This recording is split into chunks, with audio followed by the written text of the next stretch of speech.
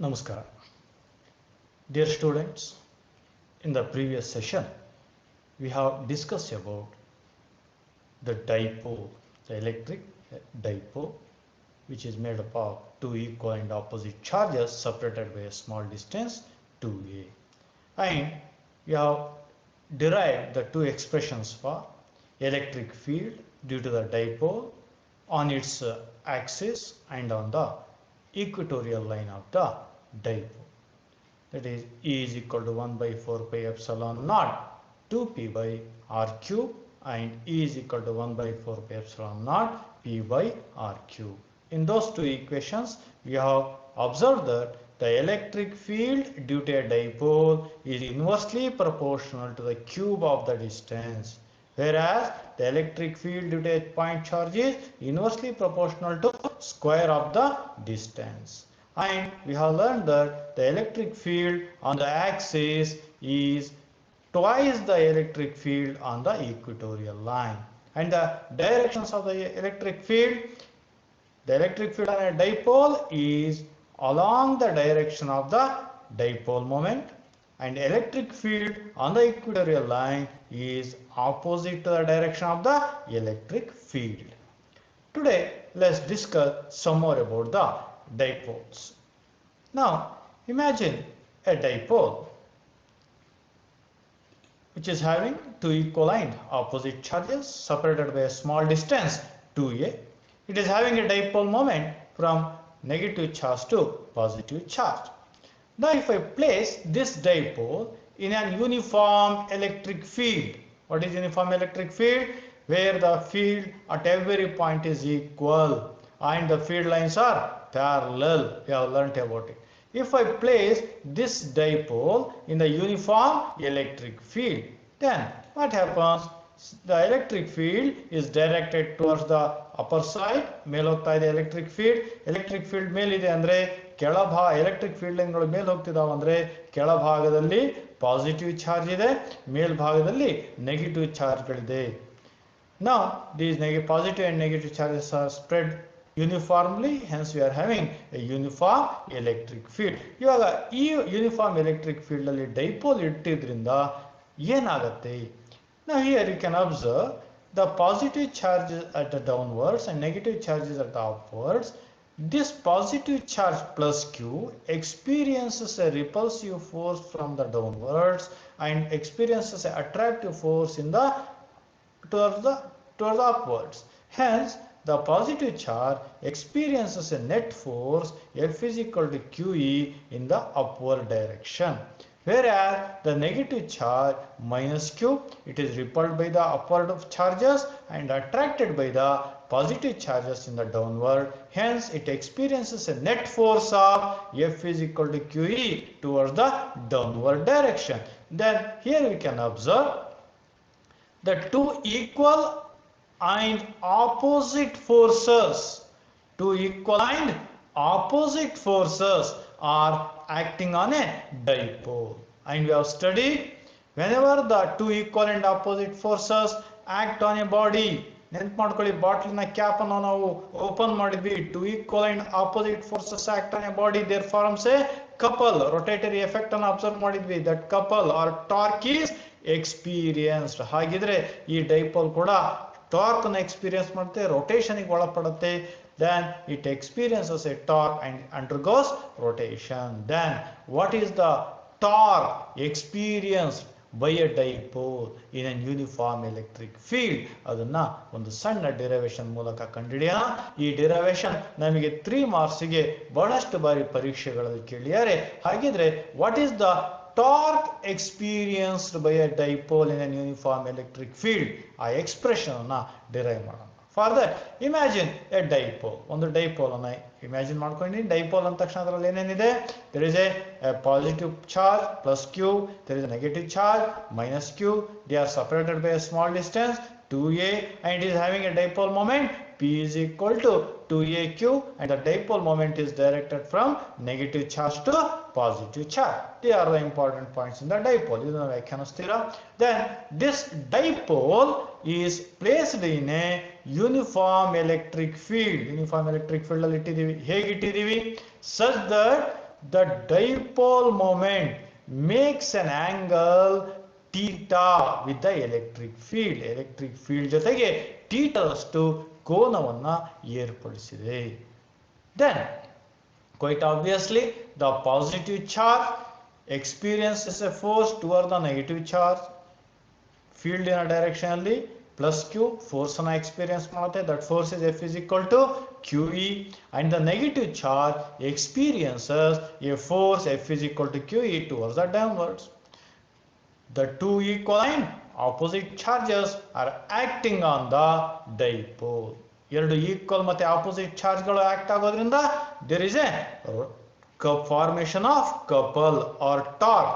We observe there is a rotatory effect.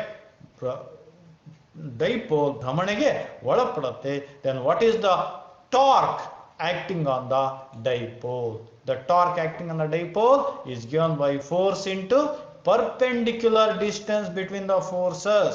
Force into perpendicular distance. What is the force? F is equal to QE. Then what is the perpendicular distance? Perpendicular distance between the force. ಎರಡು force ಗಳ ನಡುವೆ ಇರುವಂತಹ perpendicular distance ಅನ್ನು ಕಂಡುಹಿಡಿಯಬೇಕು. For that I will draw a right angle triangle ABC in which BC gives the perpendicular distance between the forces. ಎರಡು force ಗಳ ನಡುವೆ ಇರುವಂತಹ ಲಂಬ ದೂರವನ್ನ ಕೊಡುತ್ತೆ. Then torque is equal to force is Q into E, and the perpendicular distance is, ಇಲ್ಲಿ perpendicular distance ಯಾವುದಿದೆ? BC perpendicular distance ಆಗಿದೆ. ನಾವು ಈ ಫಾರ್ಮುಲಾದಲ್ಲಿ tau is equal to QE into BC ಅಲ್ಲಿ ಈ perpendicular distance BC ಅನ್ನು ರಿಪ್ಲೇಸ್ ಮಾಡೋಣ. Now we have to write BC in terms of the known quantities. ಯಾವಿದೆ ನಮಗೆ known quantities? Dipole length 2a ಇದೆ, angle theta ನಮಗೆ ಗೊತ್ತಿದೆ. ಇವುಗಳ ಪರಿಭಾಷೆಯಲ್ಲಿ BC ಅನ್ನು ವ್ಯಕ್ತಪಡಿಸೋದಕ್ಕೋಸ್ಕರ I will take the alternate angle. ಇಲ್ಲಿ ನೋಡಿ, ಇಲ್ಲಿ ಒಂದು Z ಶೇಪ್ ಫಾರ್ಮೇಶನ್ ಆಗಿದೆ. ಈ Z ಶೇಪ್ ಅಲ್ಲಿ ಆಲ್ಟರ್ನೇಟ್ ಆಂಗಲ್ ಅನ್ನು ತಗೋಣ. Then this angle will be theta. Angle A is going to be theta. Now let's make use of the sin function. ಈ ರೈಟ್ ಆಂಗಲ್ ಟ್ರಯಾಂಗಲ್ ಅಲ್ಲಿ sin function ನ ತಗೋಣ. In triangle ABC, sin theta is equal to opposite by hypotenuse BC divided by AC. ಇಲ್ಲಿ rearrange ಮಾಡಿದಾಗ BC is equal to cross multiply ಮಾಡಿ AC sin theta. What is AC? AC is the length of the dipole, that is 2a. 2a ನ substitute ಮಾಡಿದ್ವಿ. BC is equal to 2a sin theta. ಈ value ಅನ್ನ tau is equal to QE into BC substitute ಮಾಡೋಣ. Then tau is equal to QE into 2a sin theta. Now we know that 2a into q is nothing but dipole moment. 2a q is nothing but dipole moment. Therefore replace it. Tau is equal to p e sin theta. P andre ಏನು? 2aq dipole moment. Then here you can observe tau is equal to p sin theta ದಲ್ಲಿ p is a vector quantity, q is a vector quantity, and sin of the angle between p and e ಇದೆ. This is nothing but the definition of the cross product. A cross product ಅನ್ನು ಬಳಸಿಕೊಂಡ್ರೆ ನಾವು tau ಅನ್ನು ಯಾವ ರೀತಿ ಬರೆಯಬಹುದು? Torque ಅನ್ನ. Then the torque tau is equal to p cross e. This is the expression for the dipole, expression for torque experienced by a dipole in an uniform electric field. As we have defined, the torque is a vector quantity. Torque vector quantity ಆಗಿರೋದ್ರಿಂದ then what is the direction of the torque? Torque ನ direction ಯಾವ ಕಡೆ ಇರುತ್ತೆ? This is very important. Torque vector quantity ಆಗಿರೋದ್ರಿಂದ we have to define the direction of the torque. ನಾವು cross product ಅಲ್ಲಿ ನೆನಪು ಮಾಡ್ಕೊಂಡಿದೀವಿ. Right hand rule, A cross B gives the cross product, thumb gives the product. ಅದನ್ನೇ ಇಲ್ಲಿ ನಾವು ಬಳಕೆ ಮಾಡ್ತಾ ಇದ್ದೀವಿ. P cross C ಅಂದ್ರೆ P ಇಂದ ಈ ಕಡೆಗೆ ಬೆರಳುಗಳನ್ನ ಕ್ರಾಸ್ ಬೆಂಡ್ ಮಾಡಿದಾಗ thumb gives the direction of the torque. ಇಲ್ಲಿ ನೋಡಿ, P ಡೈರೆಕ್ಷನ್ ಇಂದ ಈ ಡೈರೆಕ್ಷನ್ ಕಡೆಗೆ ಬೆರಳುಗಳನ್ನ ಬೆಂಡ್ ಮಾಡಿದಾಗ thumb gives the direction of the torque. This is the right hand thumb rule. Right hand thumb rule ಅಲ್ಲಿ thumb gives the direction of the torque. Then using the expression for torque experienced by a dipole, we can define the dipole moment. ಇಲ್ಲಿ ತನಕ ನಾವು dipole moment ಗೆ ಬರೀ equation ಬರ್ದಿದ್ದೀವಿ. P is equal to 2aq. Now we are defining the dipole moment P. P ಅನ್ನ define ಮಾಡ್ತಾ ಇದೀವಿ using the expression for torque. Torque is equal to P into E. ಯಾವ ರೀತಿ? Now imagine if I define the cross product, P is sin theta ಆಯಿತು. Now if I imagine the electric field is 1 Newton per coulomb. Electric field ಏನಾಗಿದೆ? 1 Newton per coulomb ಇದೆ. ಅಂದರೆ unit electric field ಇದೆ. Theta ಅನ್ನ 90 degree ಅಂತ ತಗೊಂಡಿದ್ದೀನಿ. Theta 90 degree ಮಾಡಿದಾಗ sine 90 degree becomes 1 ಆಗುತ್ತೆ. ದೆನ್ ಆ ಟೈಮಲ್ಲಿ tau is equal to P ಆಯಿತು. ಈ ವ್ಯಾಲ್ಯೂ 1 ಆಯಿತು, ಥೀಟಾ 90 ಆಯಿತು, sine 90 is 1. Then the torque becomes P. ಹಾಗೆಯೇ ಟಾರ್ಕ್ ಪಿ ಯಾವಾಗಾಯಿತು? When I place the dipole 90 degree ಅಂದರೆ perpendicular to the field. Field ಎಷ್ಟಿದೆ? 1 ನ್ಯೂಟನ್ ಪರ್ ಕೂಲಮ್ ಇದೆ. ಇದಿಷ್ಟನ್ನ ಬಳಸ್ಕೊಂಡಾಗ ನನಗೆ ಡೈಪೋಲ್ ಮೊಮೆಂಟಿಗೆ ವ್ಯಾಖ್ಯಾನ ಸಿಗುತ್ತೆ. Then what is the definition for dipole moment? Dipole moment is defined as torque experienced by a dipole placed perpendicular to the field in an unit uniform electric field. How you can define the torque? Sorry, dipole moment. Dipole moment is defined as torque acting on an electric dipole when it is placed perpendicularly in an unit uniform electric field. ತುಂಬಾ important definition, ಬಹಳಷ್ಟು ಬಾರಿ ಪರೀಕ್ಷೆಗಳಲ್ಲಿ ಬಂದಿದೆ. Then if I place a dipole in an uniform electric field, torque is P cross E. P cross E ಅಂದ್ರೆ P sine theta. ಇವಾಗ ಈ theta ಏನಾದ್ರು 0 degree ಆದ್ರೆ ಸೈನ್ 0 ಏನಾಗುತ್ತೆ? Sine 0 is 1. Sorry, sine 0 is 0. 0 into anything is 0. Then the torque becomes 0. Therefore torque is minimum when the dipole is in the direction of electric field. Dipole electric field in a ದಿಕ್ಕಲ್ಲಿದ್ರೆ parallel to the electric field ಆಗಿರೋ dipole moment, ಆ ಟೈಮಲ್ಲಿ torque minimum ಆಗುತ್ತೆ. ತುಂಬಾ important. Then ಅದೇ ರೀತಿಯಲ್ಲಿ if the torque is perpendicular ಅಂದ್ರೆ ಏನಾಗಿರ್ಬೋದು? Theta 90 degree ಅಥವಾ 270 degree ಎರಡೂ ಸಂದರ್ಭದಲ್ಲಿ ಸೈನ್ ವ್ಯಾಲ್ಯೂ ಏನಾಗುತ್ತೆ? Sine 90 or sine 270 positive maximum or negative maximum +1 -1 ಆಗುತ್ತೆ.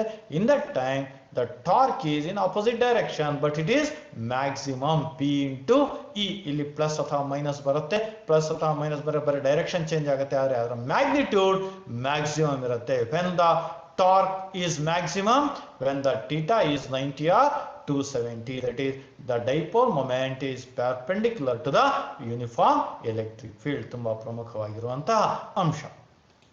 Now if I place the electric dipole in a non-uniform electric field, non-uniform electric field ಅಲ್ಲಿ non-uniform electric field ಅಂದ್ರೆ electric field change ಆಗ್ತಾ ಇದೆ, ಎಲ್ಲ ಕಡೆ field same ಇಲ್ಲ. Field ಲೈನ್ಗಳು ಹೇಗಿರ್ತವೆ? ನಾನ್ parallel ಆಗಿರ್ತವೆ, ಪರಸ್ಪರ ಸಮಾಂತರದಲ್ಲಿ ಇರೋದಿಲ್ಲ. ಈ ರೀತಿಯ ನಾನ್ ಯೂನಿಫಾರ್ಮ್ ಎಲೆಕ್ಟ್ರಿಕ್ ಫೀಲ್ಡ್ ಅಲ್ಲಿ ನಾನು ಡೈಪೋಲ್ ಅನ್ನ ಇಟ್ಟರೆ ಏನಾಗುತ್ತೆ? ಆವಾಗ equal and opposite force create ಆಗೋದಿಲ್ಲ. The force experience by the plus Q and minus Q is not equal and are not opposite. ಇಲ್ಲಿ ನೀವು ನೋಡಬಹುದು F1 ಒಂದ್ ಕಡೆ ಇದೆ, F2 ಒಂದ್ ಕಡೆ ಇದೆ. ಬೇರೆ ಬೇರೆ ಪಾಯಿಂಟ್ ಅಲ್ಲಿ ಫೀಲ್ಡ್ ಬೇರೆ ಬೇರೆ ಇರೋದ್ರಿಂದ F is equal to QE ಅಂತ ಏನು ಓದಿದೀವೋ ಆ F ವ್ಯಾಲ್ಯೂನು ಕೂಡ ಚೇಂಜ್ ಆಗುತ್ತೆ. ಈ ವ್ಯಾಲ್ಯೂ ಚೇಂಜ್ ಆಗೋದ್ರಿಂದ F ವ್ಯಾಲ್ಯೂ ಚೇಂಜ್ ಆಗುತ್ತೆ. Therefore the forces are not equal and not opposite, hence the net force is not 0. net force 0 ಆಗಿರೋದಿಲ್ಲ. ನೆಟ್ ಫೋರ್ಸ್ 0 ಆಗಿಲ್ಲ ಅಂದ್ರೆ ಭ್ರಮಣೆಗೆ ಒಳಪಡುತ್ತಾ? ಭ್ರಮಣೆಗೆ ಒಳಪಡೋದಿಲ್ಲ. ಈಕ್ವಲ್ ಅಂಡ್ ಆಪೋಸಿಟ್ ಇಲ್ದಿರೋದ್ರಿಂದ, ಭ್ರಮಣೆಗೆ ಒಳಪಡದಿರೋದ್ರಿಂದ ದ ಟಾರ್ಕ್ ಈಸ್ 0. ಟಾರ್ಕ್ 0 ಆಗಿರುತ್ತೆ. ದೆನ್ ಆ ಟೈಮಲ್ಲಿ ಈ ಡೈಪೋಲ್ F1 ಜಾಸ್ತಿ ಇದ್ರೆ F1 ಕಡೆಗೆ ಹೋಗುತ್ತೆ, F2 ಜಾಸ್ತಿ ಇದ್ರೆ F2 ಕಡೆಗೆ ಹೋಗುತ್ತೆ. ಹಾಗಿದ್ರೆ ಯಾವ ಡೈರೆಕ್ಷನ್ ಅಲ್ಲಿ ಡೈಪೋಲ್ ಮೂವ್ ಆಗುತ್ತೆ? ಎರಡು ಬೇರೆ ಬೇರೆ ಸಂದರ್ಭದಲ್ಲಿ ನೋಡೋಣ. When you place the dipole in such a way that dipole moment is parallel to the electric field, electric ಫೀಲ್ಡಿನ ದಿಕ್ಕಲ್ಲಿ ಡೈಪೋಲ್ ಮೊಮೆಂಟ್ ಇದೆ. ಆ ರೀತಿ ಇಟ್ಟಾಗ ಡೈಪೋಲಿಗೆ ಏನಾಗುತ್ತೆ? ನಾವು imagine I am having a non-uniform electric field. Non-uniform electric field ಅಲ್ಲಿ ಈ ಕಡೆ ಭಾಗದಲ್ಲಿ ನೆಗೆಟಿವ್ ಚಾರ್ಜ್ ಇದೆ, ಈ ಕಡೆ ಭಾಗದಲ್ಲಿ ಪಾಸಿಟಿವ್ ಚಾರ್ಜ್ ಇದೆ. ಇಲ್ಲಿ ನೀವು ಅಬ್ಸರ್ವ್ ಮಾಡಬಹುದು ಎಲೆಕ್ಟ್ರಿಕ್ ಫೀಲ್ಡ್ ಲೈನ್ಗಳು ಪಾಸಿಟಿವ್ ಚಾರ್ಜ್ ಕಡೆಗೆ ವಿರಳವಾಗಿದೆ, ನೆಗೆಟಿವ್ ಚಾರ್ಜ್ ಕಡೆ ದಟ್ಟವಾಗಿದೆ. ಫೀಲ್ಡ್ ಲೈನ್ಗಳ ದಟ್ಟತೆ ಎಲ್ಲಿ ಜಾಸ್ತಿ ಇರುತ್ತೋ, ಎಲ್ಲಿ ಫೀಲ್ಡ್ ಲೈನ್ಗಳ ಕಾನ್ಸಂಟ್ರೇಷನ್ ಡೆನ್ಸಿಟಿ ಜಾಸ್ತಿ ಇರುತ್ತೋ ಅಲ್ಲಿ ಎಲೆಕ್ಟ್ರಿಕ್ ಫೀಲ್ಡ್ ಜಾಸ್ತಿ ಇರುತ್ತೆ. Therefore here the direction of the increasing field is in this direction. ಈ ಭಾಗದಲ್ಲಿ ಫೀಲ್ಡ್ ಜಾಸ್ತಿ ಇದೆ, ಈ ಭಾಗದಲ್ಲಿ ಫೀಲ್ಡ್ ಕಡಿಮೆ ಇದೆ, ಅಂದ್ರೆ ನಮ್ಮ ರೈಟ್ ಸೈಡಿಗೆ ಫೀಲ್ಡ್ ಹೆಚ್ಚಾಗ್ತಾ ಇದೆ. ಇವಾಗ ಈ ಇನ್ಕ್ರೀಸಿಂಗ್ ಎಲೆಕ್ಟ್ರಿಕ್ ಫೀಲ್ಡ್ ಅಲ್ಲಿ ಒಂದು ಡೈಪೋಲ್ ಅನ್ನು ತಂದಿಟ್ರೆ, here the positive charge experiences more force. ಇಲ್ಲಿ ನೆಗೆಟಿವ್ ಚಾರ್ಜ್ ತುಂಬಾ ಸ್ಟ್ರಾಂಗ್ ಇದೆ, ಹಾಗಾಗಿ positive charge experiences more attractive force than the negative charge. ಈ ನೆಗೆಟಿವ್ ಚಾರ್ಜ್ ಗಿಂತ ಪಾಸಿಟಿವ್ ಚಾರ್ಜ್ ಹೆಚ್ಚಿನ ಫೋರ್ಸ್ ನ ಅನುಭವಿಸೋದ್ರಿಂದ the dipole starts to move in the direction of electric field. Electric field ನ ದಿಕ್ಕಲ್ಲಿ ಚಲನೆಗೆ ಒಳಪಡುತ್ತೆ. The dipole moves in the direction of increasing electric field. ಅದೇನಾದ್ರು ವಿರುದ್ಧವಾಗಿದ್ರೆ, now just imagine I will place a dipole in such a way that dipole moment is anti-parallel to the electric field. electric field anti-parallel ಆಗಿದೆ ಅಂದ್ರೆ increasing field ಈ ಕಡೆ ಇದೆ, dipole ನ ಉಲ್ಟಾ ಇಟ್ಟೀನಿ, ಪಾಸಿಟಿವ್ ಚಾರ್ಜ್ ಈ ಕಡೆ ಇದೆ, ನೆಗೆಟಿವ್ ಚಾರ್ಜ್ ಇಲ್ಲಿದೆ. ಇವಾಗ ಈ ನೆಗೆಟಿವ್ ಚಾರ್ಜಿನ ಮೇಲೆ ಬೀಳುವಂತಹ ಫೋರ್ಸ್ ಹೆಚ್ಚಿದೆ. ನೆಗೆಟಿವ್ ಚಾರ್ಜ್ ಮೇಲೆ ಬೀಳ್ತಾ ಇರೋ ಫೋರ್ಸ್ ಯಾವ್ದ್ರಿಂದ? ನೆಗೆಟಿವ್ ಚಾರ್ಜ್ ನ ಬೀಳ್ತಾ ಇದೆ. ಫೀಲ್ಡ್ ಇಲ್ಲಿದೆ, ಇಲ್ಲಿ ಫೀಲ್ಡ್ ಲೈನ್ಸ್ ಗಳು ಇಲ್ಲಿ ಬಂದು ತಲುಪ್ತಾ ಇದೆ, ಹಾಗೆ ಇಲ್ಲಿ ನೆಗೆಟಿವ್ ಚಾರ್ಜ್ ಇದೆ. ಇಲ್ಲಿ ರಿಪಲ್ಸಿವ್ ಫೋರ್ಸ್ ಬೀಳುತ್ತೆ. The repulsive force is more on minus Q than the plus Q. ಹಾಗಾಗಿ ರಿಪಲ್ಸಿವ್ ಫೋರ್ಸ್ ಬೀಳೋದ್ರಿಂದ the dipole moves in the opposite direction to the increasing field. Increasing field ಗೆ ವಿರುದ್ಧ ದಿಕ್ಕಲ್ಲಿ dipole move ಆಗುತ್ತೆ. Therefore the dipole moves in the direction of decreasing electric field. Opposite to the increasing field ಅಂದ್ರೆ in the direction of decreasing electric field. ತುಂಬಾ ಪ್ರಮುಖವಾದಂತಹ ಅಂಶ. Now let's discuss about the charge distribution. ನಾವು ಪ್ರಾರಂಭದಲ್ಲೇ ಓದಿದ್ದೀವಿ ಒಂದು conductors ಮತ್ತು insulators ಗಳ ನಡುವೆ ಇರುವಂತಹ ವ್ಯತ್ಯಾಸವನ್ನ. ಕಂಡಕ್ಟರ್ ಅನ್ನ ತಗೊಂಡಿನಿ, ಕಂಡಕ್ಟರ್ ಮೇಲೆ ಒಂದಷ್ಟು ಚಾರ್ಜ್ ಇಟ್ಟೆ, ಚಾರ್ಜ್ ಇಟ್ಟಾಗ ಏನಾಗ್ತದೆ? On conductor the charge is uniformly spread. ಅದೇ ಇನ್ಸುಲೇಟರ್ ಮೇಲೆ ಚಾರ್ಜ್ ಇಟ್ಟಾಗ ಸುಮ್ಮ ಒಂದ್ ಕಡೆ ಕೂತ್ಕೊಳ್ಳೋದು ಅಷ್ಟೇ. In case of conductor the charge is uniformly distributed, spread ಆಗುತ್ತೆ. ಈ ಡಿಸ್ಟ್ರಿಬ್ಯೂಷನ್ ಚಾರ್ಜ್ ಯಾವ ರೀತಿ ಡಿಸ್ಟ್ರಿಬ್ಯೂಟ್ ಆಗುತ್ತೋ ಅದನ್ನ ನಾವು 3 ವಿಧಗಳಲ್ಲಿ ವಿಂಗಡಣೆ ಮಾಡಿದ್ದೀವಿ. ಅದರಲ್ಲಿ ಮೊದಲನೇದು ಲೀನಿಯರ್ ಚಾರ್ಜ್ ಡೆನ್ಸಿಟಿ. ಏನ್ ಲೀನಿಯರ್ ಚಾರ್ಜ್ ಡೆನ್ಸಿಟಿ ಅಂದ್ರೆ? ಲೀನಿಯರ್ ಅಂದ್ರೆ ಸ್ಟ್ರೈಟ್ ಲೈನ್. ಸ್ಟ್ರೈಟ್ ಲೈನ್ ಅಂದಾಗ ನಮಗೆ ಕಂಡಕ್ಟರ್ ಯಾವ ರೀತಿ ಇದೆ? ಒಂದು ವೈರಿನ ರೂಪದಲ್ಲಿದೆ, ಲೀನಿಯರ್ ಕಂಡಕ್ಟರ್ ಇದೆ. ಲೀನಿಯರ್ ಕಂಡಕ್ಟರ್ ಮೇಲೆ ಎಲ್ಲಷ್ಟು ಉದ್ದವಿರುವಂತಹ ಲೀನಿಯರ್ ಕಂಡಕ್ಟರ್ ಮೇಲೆ ನಾನು ಕ್ಯೂ ಅಷ್ಟು ಚಾರ್ಜ್ ಅನ್ನ ಕೂರಿಸಿನಿ. ಆ ಚಾರ್ಜ್ ಕಂಡಕ್ಟರ್ ಮೇಲೆ ಯೂನಿಫಾರ್ಮ್ ಆಗಿ ಡಿಸ್ಟ್ರಿಬ್ಯೂಟ್ ಆಗಿದೆ. It is distributed uniformly. Therefore the charge on the length L meter is Q. ಎಲ್ಲಷ್ಟು ಉದ್ದದ ವೈರ್ ಮೇಲೆ Q ಅಷ್ಟು ಚಾರ್ಜ್ ಇದ್ರೆ then what is the charge on a wire of length 1 meter? It is Q by L. Then it is termed as the charge per unit length. Charge per unit length is called as linear charge density. Charge per unit length is called as linear charge density. It is represented by the letter lambda. Lambda equals Q by L. Q ಅನ್ನ ನಾವು coulomb ಅಲ್ಲಿ ಎಳಿತೀವಿ, L ಅನ್ನ metre ಅಲ್ಲಿ ಎಳಿತೀವಿ. ಹಾಗಿದ್ರೆ linear charge density SI unit ಏನಾಯ್ತು? Coulomb per metre. ಹಾಗೆ ಇದರ ಡೈಮೆನ್ಷನಲ್ ಫಾರ್ಮುಲಾ ಏನಾಗುತ್ತೆ? ಚಾರ್ಜಿಗೆ T⁻1 A⁻1, ಎಲ್ಲಿಗೆ L⁻1 ಲೆಂತಿಗೆ, L⁻1 ಮೇಲೋ ನ್ಯೂಮರೇಟರ್ಗೆ ಹೋದ್ರೆ L⁻−1, T⁻+1, A⁻+1 is the dimensional formula of linear charge density. Then the second type is surface charge density. ಒಂದು ಸಮತಲದ ಮೇಲೆ charge ಅನ್ನು ಇಟ್ಟೀನಿ, ಪ್ಲೇನ್ ಮೇಲೆ, ಆ ಪ್ಲೇನ್ ಕಂಡಕ್ಟ್ ಆಗಿದ್ರೆ the charge is spread uniformly, uniform ಆಗಿ ಏಕರೂಪದಲ್ಲಿ ಪೂರ್ತಿ ಸಮತಲದ ಮೇಲೆ ಚಾರ್ಜ್ ಡಿಸ್ಟ್ರಿಬ್ಯೂಟ್ ಆಗಿದೆ. ಎಸ್ ಅಷ್ಟು ಏರಿಯಾ ಇರುವಂತಹ ಸರ್ಫೇಸ್ ಮೇಲೆ ಕ್ಯೂ ಅಷ್ಟು ನಾನು ಚಾರ್ಜ್ ಅನ್ನು ಹಾಕಿದಾಗ the charge on the area S meter square is Q. S ಅಷ್ಟು ಮೀಟರ್ ಸ್ಕ್ವೇರ್ ಏರಿಯಾದಲ್ಲಿ ಕ್ಯೂ ಅಷ್ಟು ಚಾರ್ಜ್ ಇದ್ರೆ 1 ಮೀಟರ್ ಸ್ಕ್ವೇರ್ ಅಲ್ಲಿ ಇರುವಂತಹ ಚಾರ್ಜ್ ಎಷ್ಟು ಕ್ಯೂ ಬೈ ಎಸ್ ಆಗಿರುತ್ತೆ. The charge on unit area, charge on unit area is called as surface charge density. It is represented by the symbol lambda. Sorry, it is represented by the symbol sigma. Sigma symbol ಇಂದ represent ಮಾಡ್ತೀವಿ. Sigma is equal to Q by S. Charge ಅನ್ನ coulomb ಇಂದ, ಏರಿಯಾವನ್ನ metre square ಇಂದ represent unit ಅನ್ನ ಕೊಡೋದ್ರಿಂದ the S unit of surface charge density is coulomb per metre square. ಹಾಗಿರೋ dimensional formula ಏನಾಗುತ್ತೆ? ಚಾರ್ಜಿಗೆ ಟಿ ಪವರ್ 1 ಎ ಪವರ್ 1, ಏರಿಯಾಕ್ಕೆ ಮೀಟರ್ ಎಲ್ ಸ್ಕ್ವೇರ್ ಅನ್ನ ನಾನು ಮೇಲೆ ತಂದ್ರೆ L power -2 T power 1 A power 1 is the unit dimensional formula of surface charge density. Volume charge density ಒಂದು special object ಇದೆ, 3 ಆಯಾಮದ ವಸ್ತು, ಘನಫಲವನ್ನು ಹೊಂದಿದೆ, ವಾಲ್ಯೂಮ್ ಅನ್ನು ಹೊಂದಿದೆ. ಆ ವಸ್ತುವಿನ ಮೇಲೆ ಚಾರ್ಜ್ ಇಟ್ಟಾಗ it will be spread all over the surface. Then on a object of volume V, if I place a charge Q on its surface, then on a volume V meter cube, the charge is Q. Then what is the charge on a volume of 1 meter cube? Then the charge on a volume of 1 meter cube is Q by V. Then the charge on a volume of unit meter cube is called as volume charge density. It is denoted by a symbol rho. Rho is equal to Q by V and its SI unit is coulomb per meter cube. ಹಾಗಿದ್ರೆ dimensional formula ಏನಾಗುತ್ತೆ? The dimensional formula for this volume charge density is Q ಗೆ T power 1 A power 1, ವಾಲ್ಯೂಮಿಗೆ L cube ಮೇಲೆ ಬಂದ್ರೆ L power -3 T power 1 A power 1 is the dimensional formula for volume charge density. Now let's discuss with one of the very important law in electrostatics, just quite similar to the Coulomb's law. It is termed as Gauss law. ಹಾಗೆ Gauss law ಏನು ಹೇಳುತ್ತೆ ನೋಡೋಣ.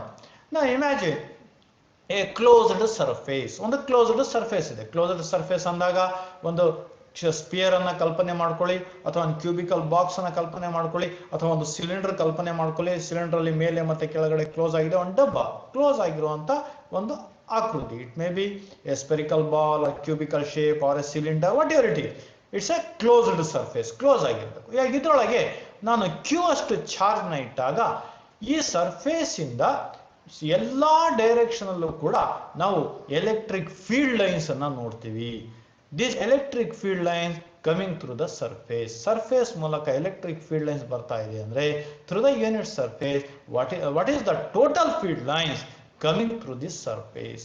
ಒಟ್ಟು field lines ಗಳ ಸಂಖ್ಯೆ ಎಷ್ಟಿದೆ? The total number of field lines passing through a surface we define it as flux. Then what is the total flux through the closed surface due to the charge placed inside the surface. Surface ನ ಒಳಗಿಟ್ಟಿರುವಂತಹ charge ನಿಂದ ಹೊರ ಬರ್ತಿರುವಂತಹ total flux ಎಷ್ಟಿದೆ ಅನ್ನೋದನ್ನ ನಮಗೆ Gauss ತನ್ನ ಈ ಲಾದಲ್ಲಿ ಹೇಳ್ತಾರೆ. therefore according to Gauss law the total flux through a closed surface is 1 by epsilon naught times 1 divided by epsilon naught times the net charge enclosed by the closed surface. What is epsilon naught? Absolute permittivity, the property of air or vacuum. 8.854 into 10 power minus 12 coulomb square per metre square per newton ಅಂತ ನಾವು ಏನು ಓದಿದೀವೋ that quantity, ಆ ಕ್ವಾಂಟಿಟಿಯನ್ನ ಇಲ್ಲಿ ನಾವು define ಮಾಡ್ತಾ ಇದೀವಿ. Then according to Coulomb's law phi E is equal to Q by epsilon naught. This is the very important expression. This expression is called as Gauss law. Gauss law ಮೇಲೆ ನಮಗೆ 2 ಅಥವಾ 3 ಮಾರ್ಕ್ಸಿನ 3 ಅಥವಾ 5 ಮಾರ್ಕ್ಸಿಗೆ state and prove Gauss law ಅಂತ ಕೇಳ್ಬೋದು. Let's try to prove Gauss law. We have considered a state and prove Gauss law statement. Gauss law states the total flux through a closed surface is 1 by epsilon naught times the net charge enclosed by the closed surface. Net charge is 1 q by epsilon naught anta now total flux is q by epsilon naught anta ತೋರಿಸಬೇಕಾಗಿದೆ. Then for that let's consider a charge plus q charge ಅನ್ನು ತಗೊಂಡಿದ್ದೀವಿ. ಈ charge ನಿಂದಾಗಿ electric field ಏನಾಗಿರುತ್ತೆ, radially outwards ಇರುತ್ತೆ. The electric field is radially outwards at a distance of r ಅಷ್ಟು ದೂರದಲ್ಲಿ ಫೀಲ್ಡ್ ಎಷ್ಟಿರುತ್ತೆ, 1/4πε0 q by r ಸ್ಕ್ವೇರ್ ಆಗಿರುತ್ತೆ. Then the field is q by r square. ಹಾಗಿದ್ರೆ r ಅಷ್ಟು ರೇಡಿಯಸ್ ಅನ್ನು ಹೊಂದಿರುವಂತಹ ಒಂದು ಗಾಸಿಯನ್ ಸರ್ಫೇಸ್, ಒಂದು ಕಾಲ್ಪನಿಕ ಸ್ಪಿಯರ್ ಅನ್ನು ತಗೊಳ್ತಾ ಇದ್ದೀನಿ. ಇದರ ಮೇಲ್ಮೈಯನ್ನ ಗಾಸಿಯನ್ ಸರ್ಫೇಸ್ ಅಂತ ಕರಿತಾ ಇದ್ದೀವಿ. ಯಾಕಂದ್ರೆ ಕಾಲ್ಪನಿಕ ಸರ್ಫೇಸ್ ಗಾಸ್ ಲಾದಲ್ಲಿ ಯೂಸ್ ಮಾಡ್ತಾ ಇರೋದ್ರಿಂದ ಇದನ್ನ ಗಾಸಿಯನ್ ಸರ್ಫೇಸ್ ಅಂತ ಕರಿತೀವಿ. ಈ ಸ್ಪಿಯರಿನ ಈ ಗೋಳದ ಮೇಲ್ಮೈ ವಿಸ್ತೀರ್ಣ, ಒಟ್ಟು ಮೇಲ್ಮೈ ವಿಸ್ತೀರ್ಣ, total surface area is S ಆಗಿದೆ. The total surface area of this Gaussian sphere is S ಇದೆ. Now I will imagine a small area element. ಈ ದೊಡ್ಡ ಏರಿಯಾದಿಂದ ಸಣ್ಣ ಏರಿಯಾವನ್ನು ಕಲ್ಪನೆ ಮಾಡ್ಕೊಂಡಿನಿ. ಈ ಸ್ಮಾಲ್ ಏರಿಯಾ ಎಲಿಮೆಂಟಿನ ಏರಿಯಾ ಡೆಲ್ಟಾ ಎಸ್ ಇದೆ. ಇದರ ಏರಿಯಾ ವೆಕ್ಟಾರ್ ಕೂಡ ಡೆಲ್ಟಾ ಎಸ್ ಇದೆ. Then what is the total flux passing through this area? ಈ ಸಣ್ಣ ಏರಿಯಾ ಎಲಿಮೆಂಟ್ ಮೂಲಕ ಪಾಸ್ ಆಗ್ತಿರುವಂತಹ ಫ್ಲಕ್ಸ್ ಎಷ್ಟಿದೆ? ನಾವು ಫ್ಲಕ್ಸ್ ಅನ್ನ ಡಿಫೈನ್ ಮಾಡಿದೀವಿ. The electric flux through an area element E dot delta S ಅಂತ ನಾವು ಡೆಫಿನೇಷನ್ ಅನ್ನ ಮಾಡಿದೀವಿ, ಡಿಫೈನ್ ಮಾಡಿದೀವಿ. ಇ ಡಾಟ್ ಡೆಲ್ಟಾ ಎಸ್ ಇದೆ. ಈ ಎಲೆಕ್ಟ್ರಿಕ್ ಫೀಲ್ಡ್ ಮತ್ತು ಏರಿಯಾ ವೆಕ್ಟಾರ್ ಗಳ ನಡುವೆ ಇರುವಂತಹ ಕೋನ 0 ಡಿಗ್ರಿ ಆಗಿದೆ. therefore if I define the dot product E delta S cos theta, theta 0 ಆದಾಗ cos value 1 ಆಯಿತು. therefore the flux through this small area element is E delta S. ಈ ರೀತಿಯ ಸಣ್ಣ ಸಣ್ಣ ಸಣ್ಣ ಸಣ್ಣ ಸಣ್ಣ ಸಣ್ಣ ಏರಿಯಾ ಎಲಿಮೆಂಟ್ ಗಳನ್ನ ಈ ಗಾಸಿಯನ್ ಸರ್ಫೇಸ್ ಮೇಲೆ ತಗೊಂಡಾಗ ಸಣ್ಣ ಏರಿಯಾ ಎಲಿಮೆಂಟ್ ಗಳಿಂದ ಆದಂತಹ ಎಲ್ಲ ಸಣ್ಣ ಸಣ್ಣ ಫ್ಲಕ್ಸ್ ಗಳನ್ನ ಕಂಡುಹಿಡಿದು ಆ ಎಲ್ಲಾ ಫ್ಲಕ್ಸ್ ಗಳನ್ನ ಟೋಟಲ್ ಮಾಡೋಣ. To find the total flux, the small fluxes are the flux through the small area elements are add ಮಾಡಿದೀವಿ. ಆಡ್ ಮಾಡಿದಾಗ ಈ ಸಿಗ್ಮಾ ಇ ಡೆಲ್ಟಾ ಎಸ್ ಆಯಿತು. ಎಲೆಕ್ಟ್ರಿಕ್ ಫೀಲ್ಡ್ ಎಲ್ಲಾ ಕಡೆನೂ ಕೂಡ ಮ್ಯಾಗ್ನಿಟ್ಯೂಡ್ ಕಾನ್ಸ್ಟೆಂಟ್ ಇದೆ. Then it is rearrange E is equal to sigma delta S. ಏನ್ sigma delta S ಅಂದ್ರೆ, sigma delta S is the sum of all the small area elements. ಈ sphere ಮೇಲೆ ಇರುವಂತ ಎಲ್ಲಾ ಏರಿಯಾ ಎಲಿಮೆಂಟ್ ಗಳನ್ನ add ಮಾಡಿದ್ರೆ ಏನ್ ಸಿಗುತ್ತೆ ನಮಗೆ? ಟೋಟಲ್ ಸರ್ಫೇಸ್ ಏರಿಯಾ ಸಿಗುತ್ತೆ. ಸ್ಪಿಯರಿನ ಪೂರ್ಣ ಮೇಲ್ಮೈ ವಿಸ್ತೀರ್ಣ ಸಿಗುತ್ತೆ. Then if I substitute the value of electric field and the total surface area, electric field at a distance r is 1/4πε0 q by r square. And what is the total surface area of a sphere? ಒಂದು ಗೋಳದ ಪೂರ್ಣ ಮೇಲ್ಮೈ ವಿಸ್ತೀರ್ಣ 4π r square ಆಗಿದೆ. 4π ಮತ್ತು r square cancel ಆದ್ರೆ ಏನು ಉಳಿತಿಲ್ಲಿ? Numerator ಅಲ್ಲಿ q ಉಳಿತು, ಡಿನಾಮಿನೇಟರ್ ಅಲ್ಲಿ ಎಪ್ಸಿಲಾನ್ ನಾಟ್ ಉಳಿದಿದೆ. Then the total flux passing through a closed surface is q by epsilon naught. This equation is nothing but the statement of Gauss law. Hence we have proved the Gauss law. The total flux through a closed surface is 1/epsilon naught times the total charge enclosed. Dear students, today we will try to discuss some of the very important concepts about the dipole and the very important Gauss law. ಈ Gauss ಲಾ ಮೇಲಿರುವಂತಹ 3 applications ಗಳನ್ನ ಮುಂದಿನ session ಅಲ್ಲಿ discuss ಮಾಡೋಣ. ನಮಸ್ಕಾರ.